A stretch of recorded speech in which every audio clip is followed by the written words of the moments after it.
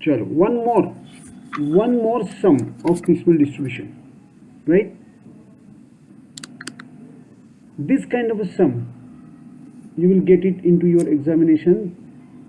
बघा, हा या अशा टाईपचं एक्झामिनेशन आपल्याला एक्झामिनेशनमध्ये हा सम येणार आहे. बेसिकली काय आहे तर डिझोल्युशन केलंय आणि आपल्याला त्यांनी पार्टनरशिप फॉर्मचे बॅलन्स शीट दिले आणि असेट्स कशा रिअलाइज झाल्यात, हाऊ असेट्स हॅव रिअलाइज्ड ते आपल्याला इथं त्यांनी दिलंय.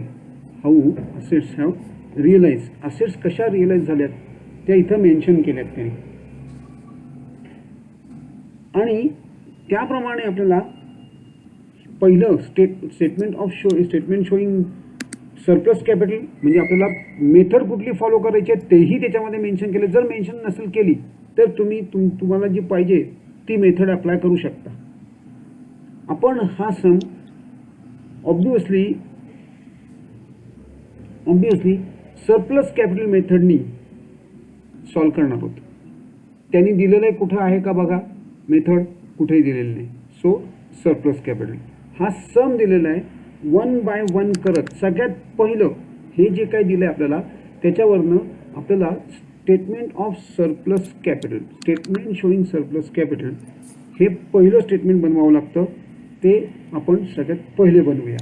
बघा, मी पार्टनरची नावं लिहिली आहेत. हे बघा, दिस इज द सम. हा आपल्याला सम दिला आहे.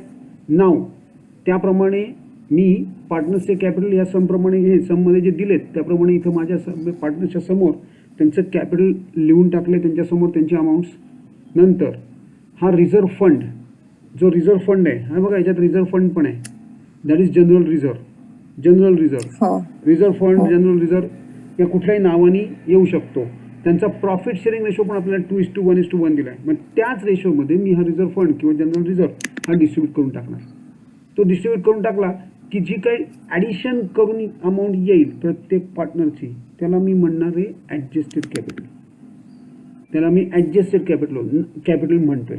नाव ह्या ॲडजस्टेड कॅपिटलला आपण सगळं अप्लाय करणार आहोत. बघा काय काय अप्लाय करणार. सगळ्यात पहिलं आपण प्रॉफिट शेअरिंग रेशो त्यांच्या हे नावाखाली तो रेशो लिहून टाकलाय आणि डिव्हाइडिंग द कॅपिटल म्हणजेच काय करायचंय त्या रेशोनी प्रॉफिट शेअरिंग रेशोने डिवाइड करायचं. करेक्ट, रेशो करून हे रेशोने डिवाइड करून घ्यायचं. मग आता याच्यात आपल्याला शोधायचं आहे काय तर मिनिमम, या तिघांच्यात मिनिमम कोण आहे तर 30,000. मग तो 30,000 we are going to take it as a minimum. त्याला आपण मिनिमम म्हणून घेणार आणि त्या 30,000नी प्रॉफिट शेअरिंग रेशोला मल्टिप्लाय करणार. ज्याच्या त्याच्या प्रॉफिट शेअरिंग रेशोला 30,000 इंटू 1 30,000, 30,000 इंटू 1 30,000, 30,000 इंटू 2 60,000. असं करून मी ए, बी आणि सी यांचे प्रत्येकाचे मिनिमम बेस काढून घेतला आणि तोच मी काय करणार आहे, जो ॲडजस्टेड कॅपिटल आहे त्यातनं मायनस करून घेणार. So I will get surplus capital. अशा प्रकारे मला सरप्लस कॅपिटल मिळून गेला. पण इथं मला दोघांचा सरप्लस मिळाला आहे. I want only 1. जोपर्यंत मला एकचा सरप्लस परत सगळं तेच करणार. बघा, रिमेनिंग प्रॉफिट शेअरिंग रेशो हा याचा 2 याचा 1. नंतर पुढे डिव्हायडिंग कॅपिटल सेम थिंग जे आत्ता पण करत टेकिंग मिनिमम बेस तो पण केला आपण. आणि आता आपल्याला सरप्लस मिळणार आहे लाईक दिस. हे सरप्लस कॅपिटल मी कुठून काढलं तर 30,000 मायनस 25,000. मी आता परत ओरिजिनल ॲडजस्टेड कॅपिटलकडे जाणार नाही. आपण जो ऑलरेडी फर्स्ट स्टेजला सरप्लस कॅपिटल काढलाय त्यातनं टेकिंग मिनिमम मायनस करणार. म्हणजे मला हा 5,000 मिळाला. राईट. चला, एक स्टेटमेंट माझं बनलं. आता I will start solving my second statement, that is statement showing piecemeal distribution of cash. त्याचा फॉर्मॅट पण मी इथे लिहून टाकलाय. मी काय लिहिलंय बघा, डेट लिहिले, पर्टिक्युलर्स लिहिले. कॅश आपल्याला लागणारच. IT, what is IT? Income tax. हे बघा, हा सम आहे. त्या सम प्रमाणे बघा आपण आता आपल्याला प्रायोरिटी पेमेंट ठरवायचे आहेत किंवा आपल्याला सिक्वेन्स ठरवायचा आहे. सगळ्यात पहिले काय की आपण काय करणार, सगळ्यात पहिले dissolution expenses, second statutory payment, तिसरे सिक्युअर्ड क्रेडिटर्स, चौथे अनसिक्युअर्ड क्रेडिटर्स, पाचवे लोन्स कुणाची, पार्टनर्सची, आणि मग पार्टनर्स कॅपिटल. हा सिक्वेन्स आहे आणि ह्या सिक्वेन्सनीच तुम्हाला पेमेंट्स करायचे आहेत. मग चला त्याप्रमाणे मी इथं जसं काय बॅलन्स शीटचे बॅलन्सेस आहेत ते सगळे इथं घेऊन टाकू. हे बघा, balance as per balance sheet घेऊन टाकला. Balance as per balance sheet मी सगळे बॅलन्सेस इथं बॅलन्स शीट प्रमाणे घेऊन टाकले, माझे जे कॉलम आहेत ते. आणि हो. आता ॲडजस्टेड कॅपिटल करून टाकू. त्याच्यात जे रिझर्व्स आहेत तेही ॲड करून टाकू, म्हणजे मला टोटल बॅलन्स ड्यू मिळेल. या बॅलन्स ड्यूमध्ये सगळ्यात पहिला आयटम मला दिसतोय माझ्या स्क्रीनवर, तो म्हणजे माझ्याकडे कॅश अवेलेबल आहे. I have got a cash with me, 10,000. Right. माझ्याकडे कॅश अवेलेबल आहे. खरं तर या कॅशच्या केसमध्ये मी काय करतो बघा. हे बघा, माझ्याकडे कॅश आहे. I have got a cash. I will distribute this cash first. जी अवेलेबल कॅश आहे तीच सगळ्यात पहिले डिस्ट्रीब्युशनला सुरुवात करणार. मग चला, पहिलं कोणाला पेमेंट करते? पहिले रिअलायझेशन एक्सपेन्सेस. पहिलं हे बघा, दिस पहिले फर्स्ट दिस पहिले रिअलायझेशन त्यांनी सममध्ये आपल्याला दिलं आहे. Dissolution expenses was originally provided for estimated ₹5,000. म्हणजे ते सगळ्यात पहिले बाजूला काढून ठेवा. Actual expenditure 4,000 spent on 31 March. म्हणजे ॲक्च्युअल एक्सपेंडिचर आपल्याला 31 मार्चला करायचे आहेत. पण ॲक्च्युली पहिलं फर्स्ट इन्स्टॉलमेंट सगळं बाकी काही करायच्या आधी सगळ्यात पहिले काय बाजूला काढायचं आहे? Dissolution expenses. आणि ती सुद्धा प्रोव्हिजन आहे, म्हणजे बाजूला काढून ठेवले. करून टाका बाजूला. चला, उरले किती? 5,000. मग आता कोणाला पैसे पहिले पे करणार? Obviously income tax. Income tax सगळ्यात पहिले पे करायचा आहे. स्टॅट्युटरी ड्यू आहे तो. स्टॅट्युटरी ड्यू म्हणजे गव्हर्नमेंट ड्यूज आणि employee dues. Those become statutory dues. ते सगळे स्टॅट्युटरी ड्यूज झाले. त्याप्रमाणे पहिलं इन्कम टॅक्स पे करून झालं. आता माझ्याकडे पैसे उरलेले नाही आहेत. I do not have any money. मग काय करणार आता? Second realisation. Yes, first realisation. पहिलं अजून आपलं पहिलाच कॅश वापरलं. हां. आता फर्स्ट रिअलायझेशन आपण घेऊन टाकणार. हे बघा, इन दिस वे. मग आता माझ्याकडे पहिले इन्कम टॅक्स पे करावे लागतील. मग ते पे करून टाकले. हे बघा, पहिले रिअलायझेशन 15,000 झालं, पण अजूनही इन्कम टॅक्स पे करायचं बाकी आहेत. म्हणजे राहिले किती? 10,000. मग आता ते कुणामध्ये डिस्ट्रीब्यूट करणार? तर क्रेडिटर्स आणि BOE. BOE म्हणजे काय? Bill of exchange. ते आहेत आपल्या ह्याच्यामध्ये, लायबिलिटीमध्ये आहेत ते, बरोबर. हो. मग आणि हे दोन्ही अनसिक्युअर्ड आहेत. मग त्यांना प्रपोर्शनेट. आणि हे प्रपोर्शन कुठल्या प्रपोर्शनमध्ये? तर त्यांच्या हे proportion, this is a proportion 117:78. हे प्रपोर्शन त्यांच्या अमाऊंट, दोघांची जी अमाऊंट आहे त्याच्या प्रपोर्शनमध्ये आपण हे 10,000 डिव्हाइड करणार. या दोघांनाही सायमल्टेनियस द्यावं लागेल. पहिले ह्याला मग त्याला असं नाही करता येणार. No, you cannot do that. म्हणजेच आपल्याला काय करावं लागेल? हे 10,000 या दोघांमध्ये त्यांच्या अमाऊंटच्या प्रपोर्शनमध्ये डिस्ट्रीब्यूट करावं लागेल. चला करून टाकू. हे बघा, मी केलं 6,000 4,000 या रेशोमध्ये त्याला डिस्ट्रीब्यूट करून टाकलं. पुढे नेक्स्ट काय करणार मी? माझ्याकडची सगळी कॅश संपली.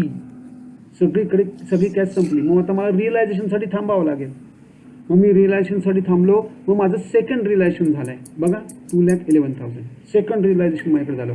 अजूनही मला IT संपला आहे माझा, इन्कम टॅक्स पे करून झाला आहे. पण माझ्याकडे अजूनही क्रेडिटर्स आणि बिल ऑफ एक्सचेंज म्हणजेच बिल्स रिसिवेबल, बिल्स पेबल म्हणजेच बिल्स पेबल, एवढे दोघांनाही पैसे देणं बाकी आहे. चला देऊन टाकू ते पण. बघा, दोघं मिळून 185 होत आहेत आणि माझ्याकडे 2,11,000 आहेत. त्यामुळे डेफिनेटली माझ्याकडे सफिशियंट अमाऊंट आहे. So entire amount I am going to pay to them. सगळेच्या सगळी अमाऊंट मी त्यांना पे करून टाकलेली आहे. म्हणजे त्यांचे सगळे पैसे संपले, खतम. काही पेंडिंग नाही. Nothing is pending with me. चला, आता काय? तरीसुद्धा माझ्याकडे कॅश बाकी आहे. आता मला पार्टनर्सचं पेमेंट करता येईल. Now I can start paying partners. कसं पेमेंट करणार मी? सगळ्यात पहिले बीला पे करावं लागेल. का? हो. का? त्याचं सरप्लस आहे.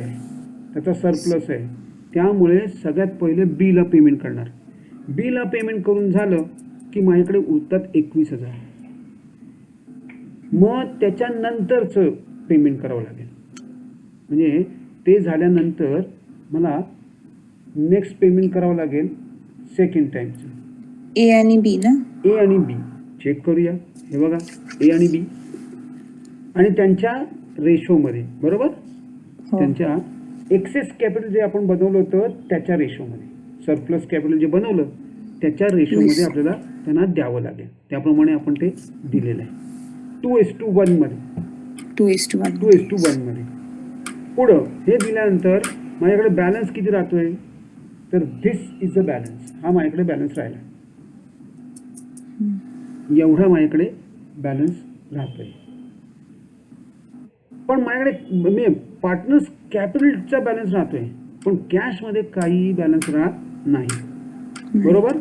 चला, म्हणजे हो. आता मला काय करावं लागेल, तर मला थांबावं लागेल पुढच्या रिअलायझेशनसाठी. रिअलायझेशन. पुढचं रिअलायझेशन आहे 28 फेब्रुवारी, सॉरी 24 मार्च. मगाशी किती होता, 31. 31st. नाही, तिथं डेट चुकते. So that should B not 31st, 22nd, कारण अजून 82चं करायचं ना, तर डेट चुकते. That should be 28 February, 28 25. So 82,000चं रिअलायझेशन आपल्याला मिळालेलं आहे. Third realisation 82,000. मला आता पहिले ए आणि बीचं संपून टाकायला लागेल पहिले, आणि मगच बाकीचं मग प्रपोर्शनेट मग ते कॅपिटल म्हणतो प्रॉफिट शेअरिंग रेशोच्या प्रपोर्शनमध्ये डिवाइड करून टाकणार आम्ही. बघा, पहिले ए आणि बीला देऊन टाकलं 2:1 मध्ये. ते देऊन झाल्यानंतर माझ्याकडे उरतात 28,000. इथून पुढे तुम्ही एक ऑब्झर्व करा, या स्टेजमध्ये त्यांचं प्रॉफिट शेअरिंग रेशोमध्ये 2:1 मध्ये 2:1. आलं.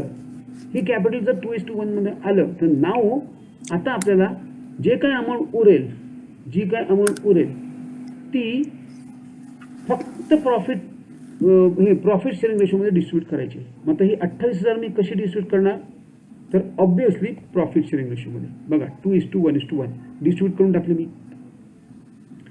आता बॅलन्स काढूया डिस्ट्रीब्युशन नंतर. कॅश तर संपली, सगळी कॅश संपले, तरी सुद्धा कॅपिटल देणं बाकी आहे, आणि माझ्याकडे अजून एक इन्स्टॉलमेंट पण बाकी आहे माझा येणं. That is last instalment. तो लास्टचा इन्स्टॉलमेंट आहे 31 मार्चचा. ती पण डेट चुकते, ती करेक्ट करावं लागेल. ती 31 मार्च आहे. फोर्थ इन्स्टॉलमेंट दॅट इज 58,000चा. चला, आता एक रिमाइंडर, आपण 5,000 रुपये बाजूला काढून ठेवले होते डिझोल्युशन एक्सपेन्सेस म्हणून, पण त्याच्यापैकी फक्त 4,000 स्पेंड झाले. 4,000 खर्च झाला, 4,000 स्पेंड झाले. मग आपल्याकडे 59,000 आहेत ना. हा, म्हणजे ते 1,000 रुपये ॲडबॅक करून टाकायचे. ॲडबॅक करून टाकायचे डिझोल्युशन एक्सपेन्सेस 1,000चे, राईट. हो. येस. मग आता ते ॲडबॅक केल्यानंतर बॅलन्स तयार झाला 59,000चा. राईट. परफेक्ट. आता सगळ्याच्या सगळं डिस्ट्रीब्यूट करून टाकायचं, न बघता प्रॉफिट शेअरिंग रेशोमध्ये एंटायर डिस्ट्रीब्यूट करून टाकला मी. म्हणजे बघा आता मग जो काही उरेल, जे काही बॅलन्स उरला त्याला मी म्हणणार रिअलायझेशन लॉस, आणि तो प्रॉफिट शेअरिंग रेशोमध्ये आला पाहिजे. म्हणजे जवळपास आपण जे काही केलंय ते जवळपास करेक्ट आहे, तर तो प्रॉफिट शेअरिंग रेशोमध्ये आला आहे 2:1. Yes. So in this way आपण हा सम सॉल्व्ह करतो, बरोबर. हो.